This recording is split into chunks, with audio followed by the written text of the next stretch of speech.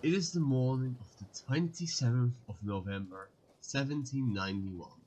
For 7 months, the HMS Chatham has been taking part in a mission to discover new lands and claim them as territory for the British Crown under the Discovery Doctrine. A crewwoman named Alison is looking at the ocean, and just up in the distance she spots land. She heads off to inform the captain, William Broughton, who sets sail. Broughton surveys the northern shore of the island before disembarking at its northeast in order to meet the natives.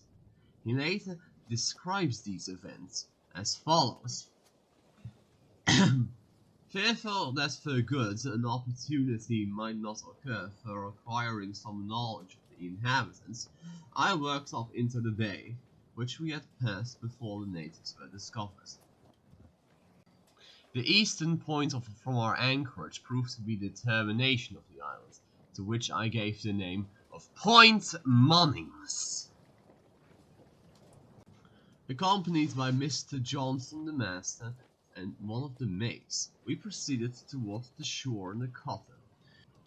The rocks projecting a little at each extremity of the bay. Within them we found smooth water and landed upon the rocks on the starboard shore, where we had first perceived the inhabitants, who were, at this time, on the opposite side. But seeing us examining their canoes, they hastily ran around the bay, on which we were tied to the boat to await their arrival. As they approached, they made much noise, and having approached us, we entered into a conversation by signs, gestures, and speech, without understanding what each other meant. We presented them with several articles, which they received with great eagerness, and seemed pleased with whatever was given them, but would make no exchanges.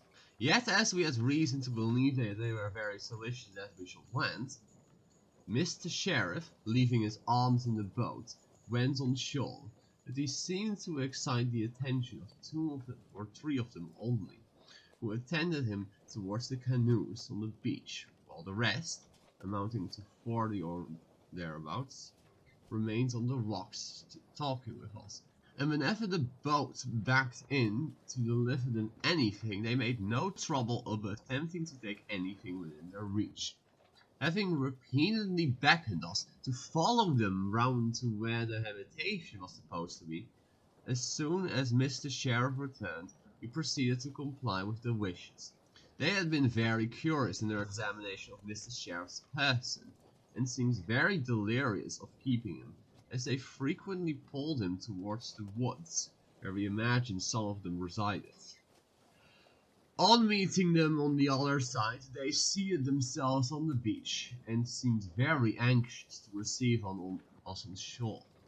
But as all our entreaties were ineffectual in obtaining anything in return for our presence, perceiving many of them to be armed with long spears, and the situation being unfavourable to us, in case they should be disposed to treat us with hostility, we did not think it prudent to venture amongst them, and finding our negotiation was not likely to be attended with success, we took our leave, but in our way out, as the natives remained quietly where we had left them, I thought it a good opportunity to land once more and take another view at the canoes. Having again reached the shore without any interruption, we displayed the Union flag, turned at turf, and took possession of the island, which I named Chatham Island, in honor of the Earl of Chatham, in the name of His Majesty King George I, under the presumption of our being the first discoverers. After drinking His Majesty's health, I nailed a piece of lead to a tree near the beach, on which it was inscribed, His Britannic Majesty's Brigadier Chatham, Lieutenant William Robert Broughton, Commander, the 29th of November, 1791. And in a bottle secreted near the tree, it was deposited an inscription in Latin to the same effect. The canoes we examined were more in form of a small hand barrel without legs than any other thing to which they may be compared, decreasing in width from the aft to foremost. Let's just okay. We're gonna move forward. Honestly, we talked about canoes for a bit. This is so boring. Though not hollow, placed fore and after on each side, and secured together by pieces of the same wood, up and down, very neatly flattened with fibers of some plants in the manner of baskets work. Their bottoms flattened and soft in the same way, but 2 feet 18 inches breadth, opening to the inside of their soft, long seaweeds, besides the bottom.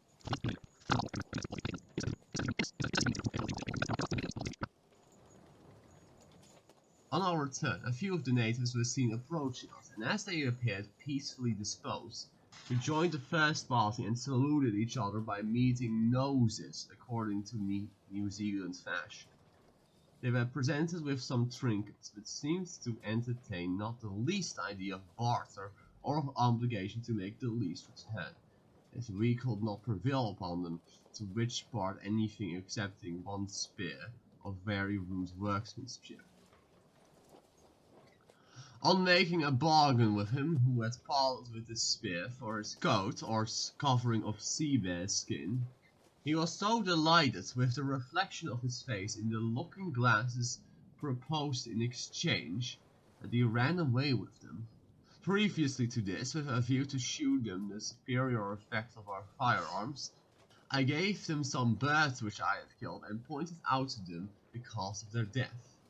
On firing my gun, they seemed very much alarmed at its report, and all retreated as we advanced towards them, excepting one old man, who maintained his ground, and presenting his spear sideways, beat time with his feet, and as he seemed to notice us in a very threatening manner, I gave my fowling piece to one of our people, went up to him, shook him by the hand, and used every method I could devise to obtain his confidence. Observing something in his hand rolled up carefully in a net, I was desirous of looking at it, upon which he gave it to another, who walked away with it, but who did not prevent my seeing that it contained stones fashioned like the Patu toes of New Zealand. They seemed very anxious to get my gun and shotgun, and frequently exclaimed, "Tuhata!" Some of the spears were 10 feet, others about 6 feet in length, one or two of which were new, with carved work towards the handle. Whenever these were pointed to, they were immediately given to those behind, as if afraid of our taking them by force. Finding little was to be procured or learned here, we made signs of going to their supposed habitations, and endeavored to make them understand we needed something to eat and drink. As they continued very friendly, 3 men armed attended Mr. Johnson and myself along the wall aside, the boat with 4 hands keeping close by the shore as we walked, lest we might require support or it should be necessary to retreat. Everyone had orders to be prepared, but on no account to make use of their arms until I should give directions, which, at this time, I had not the most distant idea will become necessary. When our little party first set off, several of them collected large sticks, which they swung over their heads, as if they had some intention of using them. He who had received the stones from the old man had them now fixed, one at each end, to our large stick about 2 feet in length. Not liking these appearances, we had some thoughts on embarking, but, on our suddenly facing about, they retired up the beach to a fire which some of them had just made. Mr. Johnson followed them singly, but was not in time to discover the method by which it had been so quickly produced. His preference seemed rather to displease them, on which he returned, and we again proceeded along the beach, making signs of our intention to accompany them on the other side of the bay. 14 only followed, the rest remained at the fire. Those who had not spears substituted the driftwood on the beach for the weapons. Yet as our party consisted of 9, all well armed, we entertained no fear for our personal safety, especially as everything had been studiously avoided that we imagined might give them offence. and the various presents that they had received had apparently purchased their good opinion and friendship, until now that we had reason to believe that the contrary by them providing themselves with blotches. Having walked about half around the bay, we arrived at the spot behind which, from the small head, inland water had been seen. As we proceeded up the beach, we found it to be a large sheet of water, which took a western direction around a hill that prevented our seeing its extent. At the upper end of it is the lake. The country appears very pleasant and level.